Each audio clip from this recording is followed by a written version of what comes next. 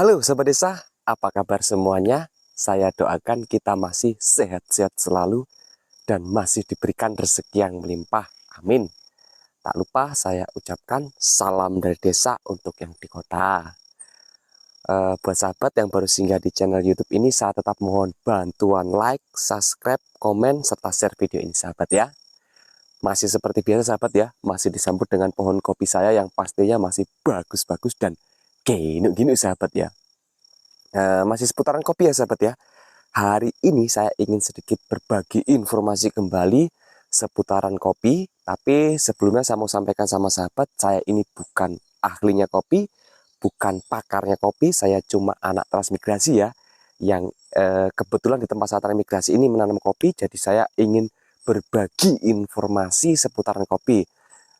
Siapa tahu sahabat-sahabat di sana yang di luar sana juga menanam kopi. Jadi kita bisa saling sharing, bisa saling membantu bagaimana cara merawat kopi sahabat ya. Baik sahabat, jadi begini, banyak yang tanya, Bang, bulan berapa sih yang bagus untuk pemupukan? Nah, banyak sekali yang bertanya begitu sahabat, karena sebelumnya saya belum pernah menjelaskan bulan berapa yang bagus untuk pemupukan. Karena saya melihat situasi keadaan kopi saya, baru saya melakukan pemupukan. Tapi kali ini saya akan menjelaskan bulan berapa yang bagus. Oke sahabat, tetap ikuti aktivitas saya. Baik sahabat, seperti tadi yang sudah saya sampaikan ya, saya ingin sedikit berbagi informasi tentang pemupukan kopi. Jadi begini sahabat, sebelumnya saya mau jelaskan atau saya mau sampaikan sama sahabat ya, bahwa beda tempat itu beda perawatan sahabat ya. Mungkin di tempat saya yang saya lakukan seperti ini, bahkan mungkin di tempat lain juga berbeda. Jadi saya ingin tekankan beda tempat, beda perawatan sahabat ya, untuk masalah pemupukan kopi. Baik, banyak yang tanya, Bang, kira-kira bulan berapa yang bagus untuk pemupukan? Nah, ini banyak sekali ditanyakan sahabat, dan saya juga sebenarnya bukannya bingung tidak, cuma karena tempat saya dengan tempat sahabat saya atau teman-teman saya yang lain itu berbeda, jadi kemungkinan itu tidak sama sahabat ya. Masa berbunganya, masa apa namanya, masa dia sementara mau apa namanya, proses itu jadi biji merica itu, nah itu biasanya berbeda, karena biasanya itu berbeda 1 sampai 2 bulan sahabat. Bedanya itu pada saat pembungaan kemudian jadi buah ya. Baik sahabat, sebelumnya saya mau kasih lihat ini buah kopi saya. Wah, sahabat bisa lihat sendiri, rapat-rapat, bagus-bagus. Gini kopi saya sahabat ya. Dan sahabat bisa lihat sendiri, lebat-lebat loh sahabat. Wah, mantap tenan kopi saya sahabat ya. Nih, sahabat bisa lihat sendiri kopi saya. Tuh. Wow, ini lebat betul ini sahabat. Betul, saya nggak bohong ini. Jangan, lebatnya bukan main. Jadi begini sahabat ya, kita saya mau sedikit berbagi informasi sesuai yang terjadi di tempat saya transmigrasi ini sahabat ya. Jadi kalau untuk bulan pemupukan itu sahabat, kalau bulan pemupukan itu yang pertama, kalau untuk bulan pemupukan itu yang pertama kita harus melihat cuaca sahabat. Cuaca, kita mulai dari bulan 1 sahabat ya.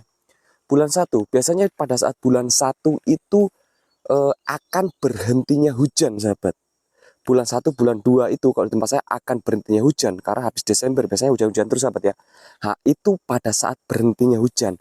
Jadi pada saat bulan 1 atau bulan 2 itu sudah boleh dilakukan pemupukan sahabat. Karena apa? Kalau kita melakukan pemupukan di bulan Desember, maka kalau di tempat saya transmigrasi itu pupuknya itu terbawa arus, jadi tidak termakan oleh tanaman kopi itu sendiri sahabat ya. Jadi bulan 1, bulan 2 itu boleh dilakukan pemupukan sesuai dengan pupuk yang dibutuhkan untuk tanaman kopi itu. Jadi kalau bulan 1, bulan 2 itu curah hujan masih sedikit sahabat ya. Curah hujan masih sedikit, jadi kita bisa melakukan pemupukan pada saat bulan 1 atau bulan 2 karena curah hujan sudah semakin berkurang. Nah, kemudian bulan berapa lagi yang bagus? Biasanya kalau di tempat saya selang 3 atau 4 bulan sahabat. Kalau seandainya kita melakukan pemupukan bulan 2 ya, kalau kita melakukan pemupukan bulan 2, jadi ya kita hitung saja 2, 3, 4, 5. bulan 5 atau bulan 6 kita sudah boleh melakukan pemupukan ulang sahabat. Karena yang saya sampaikan ya, kopi ini adalah jenis kopi tahunan, jadi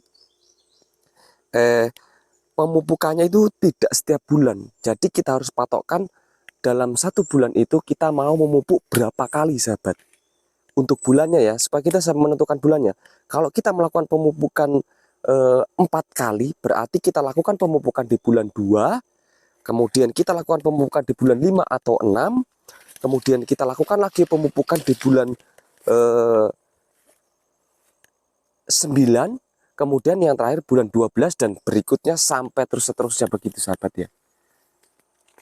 Jadi sahabat bisa lihat sendiri ya, kopi-kopi saya ini bagus-bagus sekali sahabat ya. Dan lebat-lebat sahabat. Ini kemarin saya sudah melakukan pemetikan sahabat. Tapi sahabat bisa lihat sendiri buahnya. Jan masih bagus-bagus Jan. Lebat-lebat sekali sahabat ya. Hijau-hijau kopi saya ini sahabat ya. Nih sahabat bisa lihat sendiri ya, kopi saya. Jan mantap tenang sahabat ya.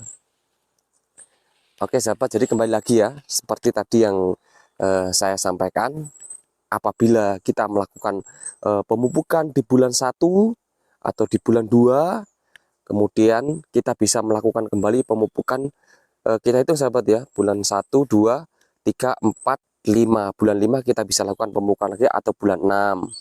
Kemudian pada saat pemupukan berikutnya lagi 5, 6, 7, 8. Bulan 8 atau bulan 9 kita sudah bisa melakukan pemupukan lagi. Sudah 3 kali sahabat ya. Kemudian bulan 8, 9, 10, 11 bisa melakukan pemupukan lagi, bahkan sampai Desember, tergantung curah hujannya sahabat. Kalau curah hujannya tidak terlalu tinggi, sahabat bisa melakukan pemupukan. Tapi kalau curah hujannya terlalu tinggi, saya sarankan jangan melakukan pemupukan sahabat. Karena apa? Biasanya sahabat, pada saat kita melakukan pemupukan kemudian curah hujan tinggi, bukannya tambah bagus sahabat ya, tapi karena pupuknya tidak terserap, kopi itu biasanya kuning juga sahabat. Benar, ini yang terjadi di tempat saya transmigrasi sahabat ya. Jadi kalau untuk bulannya mungkin itu yang bisa saya sampaikan sahabat ya. Tapi kembali lagi, yang selalu saya sampaikan sama sahabat, kalau di tempat saya transmigrasi ini, pemupukannya itu saya melihat situasi dan kondisi tanaman saya. Selalu saya sampaikan di video saya, melihat situasi tanaman saya. Apabila tanaman saya itu sudah mulai kuning-kuning atau sudah mulai jelek, itu saya sudah melakukan pemupukan sahabat. Saya jarang sekali berpatokan dengan bulan ya sahabat ya.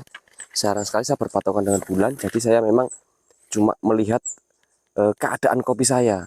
Kalau kopi saya sudah habis berbunga, sudah mulai biji merica itu sahabat ya, nah itu saya sudah mulai melakukan pemupukan. Karena pada saat itu kopi memerlukan vitamin untuk membuat isinya ya, degannya kopi itu. Jadi dia memerlukan vitamin yang tinggi sahabat ya. Jadi di saat itulah saya melakukan pemupukan sahabat. Kalau daunnya udah kuning-kuning, saya juga sudah melakukan pemupukan. Wah sahabat bisa lihat sendiri ya, kopi-kopi saya bagus-bagus sahabat. Ini sudah habis raya sahabat ya. Bukannya sudah habis raya, sudah tidak kena raya. Tahun ini tidak ada rayanya ya sahabat ya, kurang bagus. Karena di negara-negara lain juga banyak yang gagal sahabat ya. Tapi sahabat bisa lihat sendiri, buah kopi saya, wajan bagus-bagus, ginu-ginu, mantap-mantap, semok-semok sahabat ya.